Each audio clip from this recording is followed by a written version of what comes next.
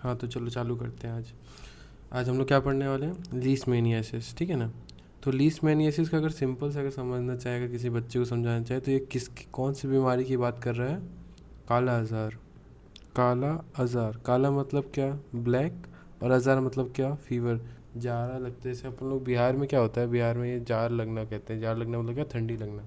तो वही काला आज़ार इसीलिए कहा जाता है क्योंकि इसमें ब्लैक फीवर, काला मतलब ब्लैक, और आज़ार मतलब उसको ठंडी लग रहा है, फीवर लग रहा है, तो इसीलिए काला फीवर, क्योंकि उसमें बहुत सारे काले काले डॉट्स बन जाते हैं तो इसलिए काला कहते हैं, और फीवर आ रहा है इसलिए आज़ार। सिंपल, तो इतने कॉम्प्लिकेट नहीं करते हैं, सिंपल से ये समझते हैं कि लीशमैनियासिस का दूसरा नाम क्या होता है, काला आज़ार। अब उसके बारे में अपन लोग पढ़ने जाते हैं। तो अपन लोग 4 पार्ट में बेसिकली पढ़ेंगे। सिंपल से समझेंगे कि किसके द्वारा कॉज किया जा रहा है वो, फिर उसकी लाइफ साइकिल क्या है, मतलब वो कैसे अपना ग्रो करेगा किन किन ऑर्गेनिजम्स के अंदर, फिर अपने अंदर जब वो आ गया तो क्या क्या क्लिनिकल फीचर्स शो करेगा, वो सब देखेंगे। और फिर उसको हम लोग लेबोरेटरी में कैसे डिटेक्ट करेंगे। 4 पार्ट है, ठीक है ना। कौन सा ऑर्गेनिज्म कॉज कर रहा है, वो अपने अंदर में घुसा तो कैसे अलग अलग ऑर्गन्स तक पहुंचा, जब पहुंच गया तो क्या क्लिनिकल मैनिफेस्टेशन किया, और उसका हम लोगों ने डायग्नोसिस कैसे किया। सिंपल। तो देखो इंट्रोडक्शन समझते हैं। तो देखो नाम में ही क्या है, विसरल लीशमैनियासिस, मतलब क्या, ऑर्गन्स को अफेक्ट करने वाला लीशमैनियासिस। किसके द्वारा कॉज किया जाएगा, सिंपल, लीशमैनिया के द्वारा।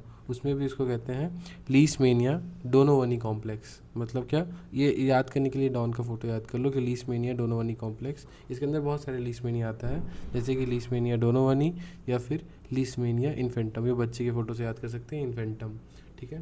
तो लीशमैनियासिस जो है किसके द्वारा कॉज किया जा रहा है, अपना लीशमैनिया डोनोवनी कॉम्प्लेक्स, जिसके अंदर 2 लीशमैनिया आता है, एक लीशमैनिया डोनोवनी और एक लीशमैनिया इन्फेंटम। तो बेसिकली ये एंडेमिक होता है, मतलब एक पर्टिकुलर रीजन्स में पाया जाता है। जैसे अगर दुनिया में बात करें तो दुनिया में ये कहाँ पाया जा रहा है, दुनिया में ये एशिया, साउथ ईस्ट एशिया, मतलब क्या इंडिया और अपना चाइना वाला एरिया, और अफ्रीका, अफ्रीका में पाया जा रहा है, ठीक है ना। 2 जगह पाया जा रहा है। जबकि अगर इंडिया स्पेसिफिक की बात की जाए तो इंडिया में जहाँ पे हाइजीन का दिक्कत आ रहा है उन एरियाज़ में, जैसे कि बिहार और झारखंड। सिंपल। तो इसका इंट्रोडक्शन क्या हुआ, विसरल लीशमैनियासिस किसके द्वारा कॉज किया जा रहा है, लीशमैनिया डोनोवनी कॉम्प्लेक्स। उसके अंदर 2 लीशमैनिया आता है, लीशमैनिया डोनोवनी और लीशमैनिया इन्फेंटम, और ये पर्टिकुलर रीजन्स में पाए जाते हैं, इसलिए हम लोग इसको क्या कहते हैं, एंडेमिक कहते हैं। तो एंडेमिक कहाँ, अगर दुनिया के रिस्पेक्ट में बोलेंगे तो ये साउथ ईस्ट एशिया और अफ्रीका में है, ईस्ट अफ्रीका में। और इंडिया में बात किया जाए तो मेनली बिहार में, और उसके फॉलोड बाई झारखंड। सिंपल। तो अपन लोग नहीं समझ लिए कौन कॉज कर रहा है, अब वो अपने अंदर आता कैसे है वो समझते हैं। तो उसको हम लोग क्या लाइफ साइकिल में समझेंगे। तो देखो लीशमैनिया डोनोवनी को 2 होस्ट चाहिए अपने लाइफ को कंप्लीट करने के लिए, मतलब उसको 2 पार्टनर चाहिए। कौन कौन, आधी ज़िंदगी वो मैन के साथ बिताएगा और आधी ज़िंदगी वो फीमेल के साथ, फीमेल सैंड फ्लाई के साथ बिता रहा होगा, ठीक है ना। तो देखो मैन और सैंड फ्लाई। तो देखो क्या हुआ, अभी हम लोग एक चालू करते हैं, एक स्टेज से तो चालू करना पड़ेगा ना, तो सैंड फ्लाई से चालू करते हैं। तो सैंड फ्लाई के पास क्या था पहले से, ये अपना बैक्टीरिया था लीशमैनिया डोनोवनी। तो देखो ये क्या करेगा, जब बाइट करेगा मैन, मैन का जो स्किन है उसको मतलब बेसिकली अपने को काटा, जैसे ही काटा ना तो अपने अंदर ये एक फॉर्म रिलीज करेगा, मतलब इसका ऑर्गेनिज्म का एक फॉर्म रिलीज करेगा, इसको हम लोग क्या बोलते हैं, प्रोमेस्टिकॉट, ठीक है ना। तो लीशमैनिया का प्रोमेस्टिकॉट फॉर्म ये रिलीज करा अपने बॉडी को। प्रो को कैसे याद करेंगे, देखो हम लोग बाल से याद करेंगे, इसमें बहुत सारे इसके पास बाल है ना, तो हम लोग इसको हम लोग क्या मान रहे हैं, प्रो मान रहे हैं। जबकि ए मेस्टिकॉट के पास कोई बाल नहीं रहेगा, ए मेस्टिकॉट, ठीक है ना। तो देखो जैसे ही सैंड फ्लाई ने काटा अपने को, अपने अंदर प्रो वाला फॉर्म आया, मतलब क्या, प्रो मेस्टिकॉट अपने अंदर आया, स्किन में आया। अब स्किन में मैक्रोफेज होते थे ना, तो मैक्रोफेज ने उसको इनगल्फ कर लिया। वही देखो ये मैक्रोफेज थे, उसके अंदर प्रो मेस्टिकॉट का फेगोसाइटोसिस हो गया, basically phagocytosis by skin macrophage अंदर चला गया। अब वो प्रो, उसके बाल जल गया मैक्रोफेज के अंदर, तो वो क्या कन्वर्ट हो गया, ट्रांसफॉर्म हो गया इनटू ए मेस्टिकॉट। तो ए मेस्टिकॉट के अंदर ट्रांसफॉर्म हो गया वो। फिर देखो प्रोमेस्टिकोड जब ए मेस्टिकोड में बना, अब ए मेस्टिकोड अपनी सेना बढ़ाएगा, मतलब क्या, मैक्रोफेज के अंदर ही वो मल्टीप्लाई कर रहा है।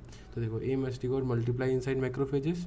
अब इतना ज़्यादा मल्टीप्लाई कर लिया कि सेल के पास जगह ही नहीं बचा, तो सेल फट जाएगा। तो वही रप्चर ऑफ मैक्रोफेजेस, तो मैक्रोफेज रप्चर हुआ। और जैसे ही मैक्रोफेज रप्चर हुआ, वो अब मैक्रोफेजेस कहाँ पे प्रेजेंट है, ब्लड में ही तो प्रेजेंट होता है ना।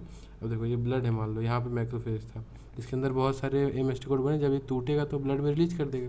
तो वही सर्कुलेशन में रिलीज हो गया, और जैसे रिलीज हुआ तो अलग अलग ऑर्गन के पास गया, मेनली किन ऑर्गन्स के पास गया, रेटिकुलो एंडोथेलियल सिस्टम में, जिसमें आ जाता है बोन मैरो, स्प्लीन, लिवर, ये सब आ जाता है। तो उनमें पहुंच गया। रेटिकुलर एंडोथेलियल सिस्टम मतलब क्या, जहाँ पे कैपिलरी ऑफ नेटवर्क बन रहा हो, एकदम छन्नी टाइप का नेटवर्क बन रहा हो कैपिलरीज का, उनको रेटिकुलर एंडोथेलियल सिस्टम कहते हैं, सिंपल। तो वहाँ पे पहुँच जाता है। फिर क्लिनिकल मैनिफेस्टेशन में समझेंगे कि क्या करेगा अपने अंदर। तो देखो दो इसको लाइफ साइकिल चाहिए था, एक मैन वाला और एक सैंड फ्लाई वाला।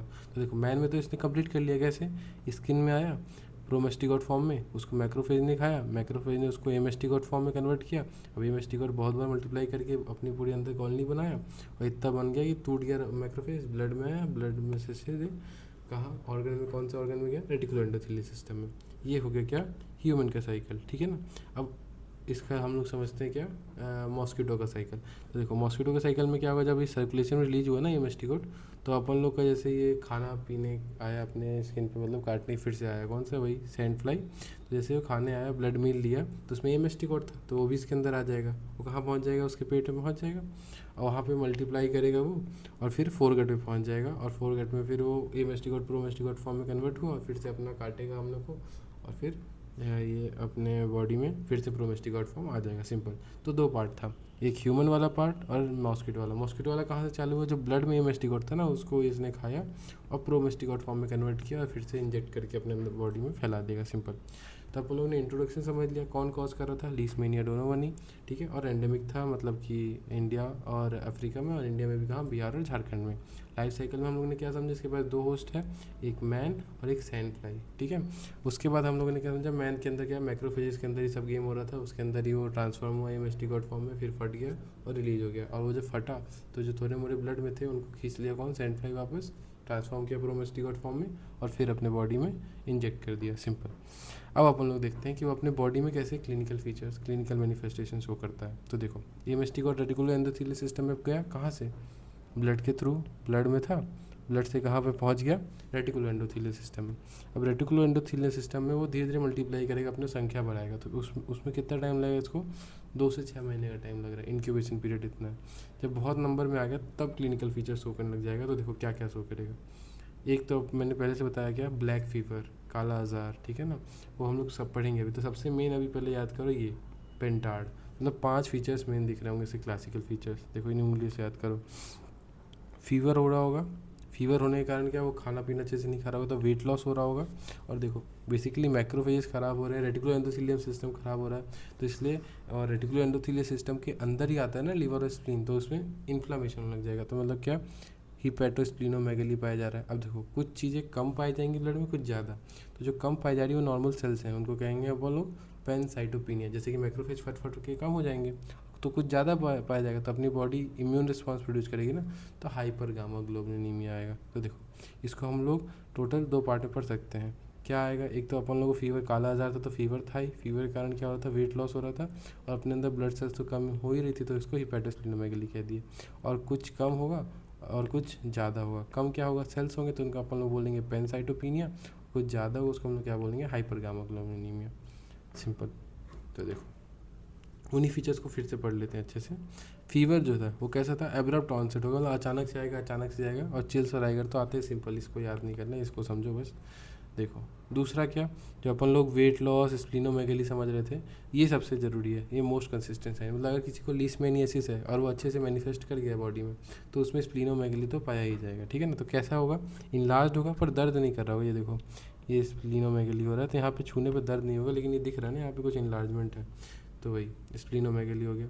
अब देखो हिपैटोमेगेली भी हो जाता है। अब हिपैटोमेगेली हुआ, अगर लीवर ख़राब हुआ तो लीवर का काम है क्या, एल्ब्यूमिन बनाना, तो एल्ब्यूमिन नहीं बना पाएगा ढंग से।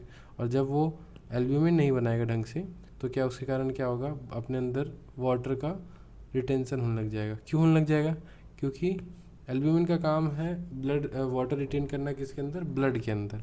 अब एल्ब्यूमिन नहीं है ब्लड में, तो वाटर कहाँ चला जाएगा, बॉडी में चला जाएगा। मतलब कि जैसे मान लो ये देखो, ये ब्लड वेसल था, इसके अंदर एल्ब्यूमिन था, एल्ब्यूमिन पानी यहाँ पे ब्लड वेसल के अंदर रखता था। अब यही नहीं है तो ये पानी बाहर स्पेसेस में चला जाएगा ना। तो इस कारण से अगर पैर में हो गया तो उसको हम लोग बोलेंगे पेडल एडेमा। और अगर पेट वेट के आसपास हो रहा है, पेरिटोनियम के आसपास हो रहा है, तो उसको हम लोग क्या कहेंगे, एसाइटिस। सिंपल। तो देखो एक फीवर समझ लिए, हिपैटोस्प्लीनोमेगली समझ लिए, मतलब स्प्लीनोमेगली मोस्ट कंसिस्टेंट साइन हुआ, और हिपैटोमेगली अपना क्या, इसमें एल्ब्यूमिन की प्रोडक्शन घट रही है। अब देखो हीमेटोलॉजिकल एबनॉर्मलिटीज वही है, मतलब क्या, पैनसाइटोपिनिया और हाइपरगामाग्लोबुलिनिमिया। सिंपल। अब देखो दो स्पेसिफिक फीचर पढ़ लो। इंडिया में स्पेशली पाया जाता है कि काला हो जाता है एकदम डार्क डार्क, तो हाइपर पिगमेंटेशन पाया जाता है किस पे, फेस, हैंड और फीट पे। सिंपल। और अफ्रीका में अगर देखा जाए तो अफ्रीका में क्या है स्पेसिफिक है, अफ्रीका में लिम्फ नोड का इन्फ्लामेशन पाया जाता है, उसमें स्वेलिंग पाया जाता है, तो लिम्फ एडिनोपैथी होता है उसमें, ठीक है ना। तो उसको हम लोग क्या कहते हैं, लीशमैनोमा। सिंपल। तो देखो इसके क्लिनिकल साइंस जब भी पढ़ना ना, तो ये समझ लेना कि इसका इंक्यूबेशन रेटिकुलर एंडोथेलियल सिस्टम में गया, वहाँ पे अपनी आर्मी बनाया, कितना टाइम लगा, 2 से 6 महीना। उसके कारण उसका क्या आ रहा है, क्लिनिकल फीचर्स। मेन काला जार तो बोलते हैं, पर याद किसको करना है अपने को, पेंटार्ड को।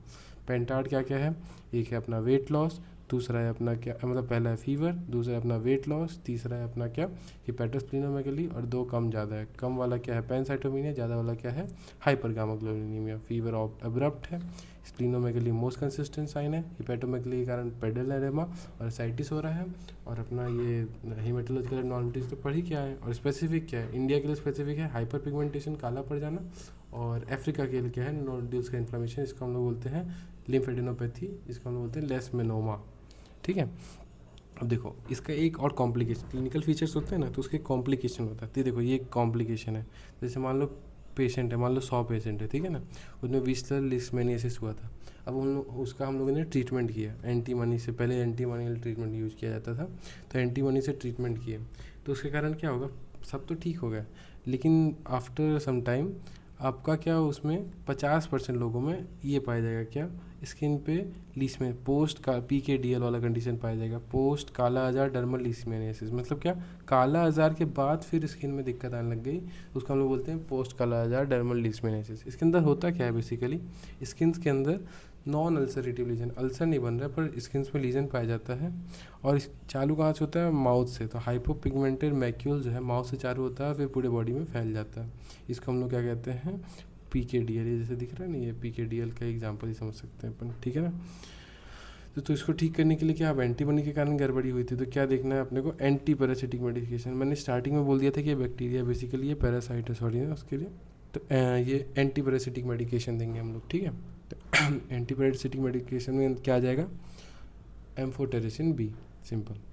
तो क्लिनिकल फीचर्स में हम लोग क्या समझे, पेंटार्ड को समझो, पेंटार्ड के बाद उसके कॉम्प्लिकेशन में क्या आ जाता है, पोस्ट काला आजार लीशमैनियासिस। किस कारण से हो रहा है, एंटीमोनी ट्रीटमेंट के बाद कुछ में फिर से रीएमिट हो जा रहा है, तो क्या होता है, post kala azar dermal leishmaniasis.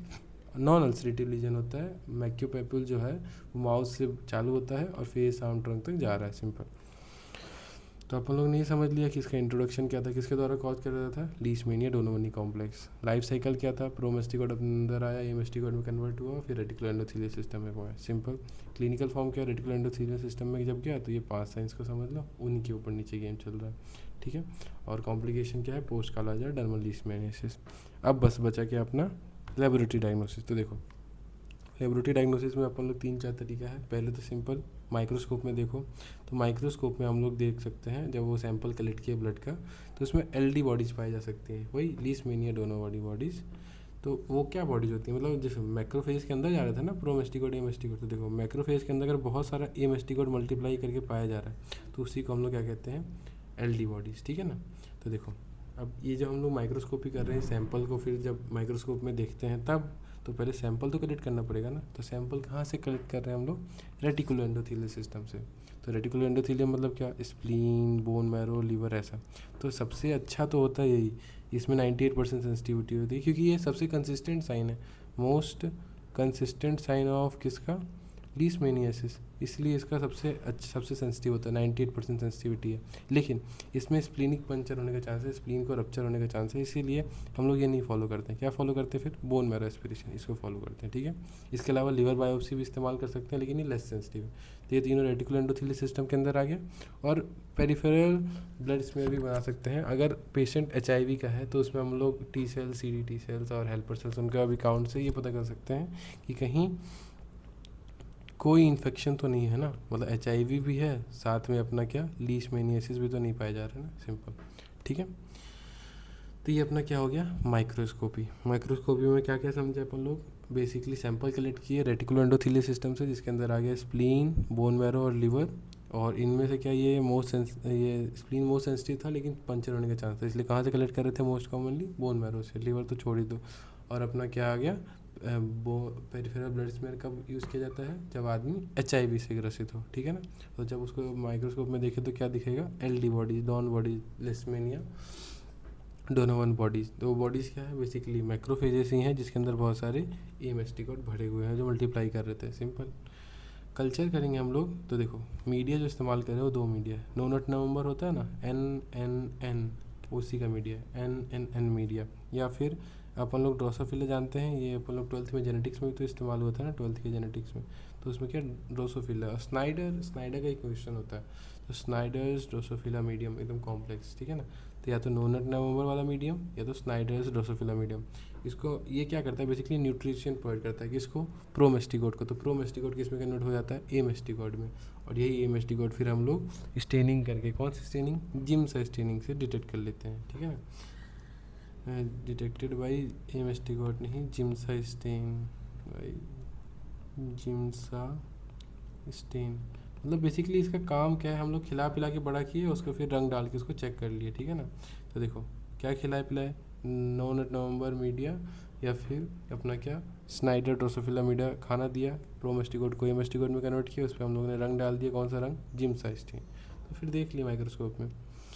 तो ये हो गया माइक्रोस्कोपी जिसमें LD बॉडी दिख रहे थे। ये हो गया कल्चर जिसमें हम लोग कैसे देख रहे थे, with the help of Giemsa stain. और फिर अपन लोग आते हैं डिटेक्शन पे। तो इसके जो कंपोनेंट है वो डिटेक्ट कर सकते हैं, जैसे कि एंटीजन, इसका अगेंस्ट जो एंटीबॉडी बन रही है वो, या तो फिर DNA, ठीक है ना। तो एंटीजन डिटेक्शन किससे करेंगे, वही रैपिड कार टेस्ट जो होते हैं ना, लेटेक्स एग्लूटिनेशन टेस्ट वो।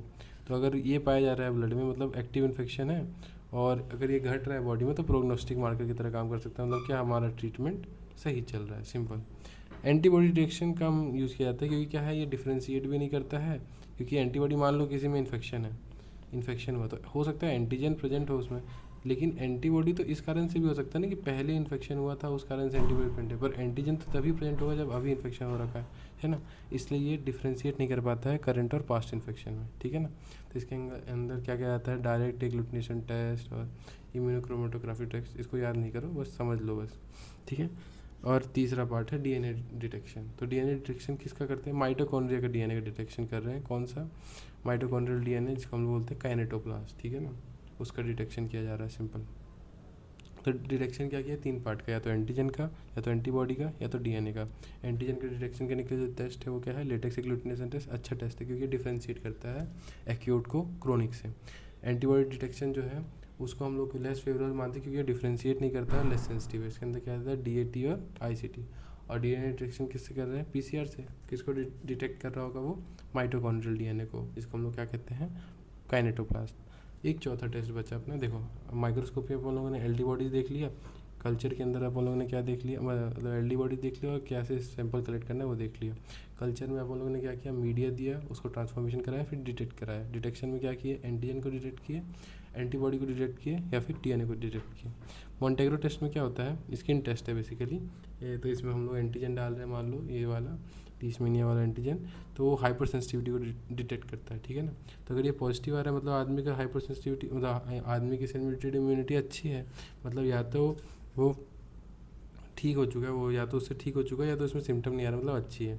पर अगर उसमें नेगेटिव आ रहा है मॉन्टेग्रो टेस्ट, तो मतलब या तो उसका सेल इम्यूनिटी अच्छी नहीं थी, इस कारण से जल्दी रिस्पॉन्स वो नहीं कर पा रहा है, या तो उसके अंदर है या तो फैला हुआ है, एक्टिव क्यूटेनियस लीशमैनियासिस है या तो विसरल लीशमैनियासिस। सिंपल, ठीक है ना।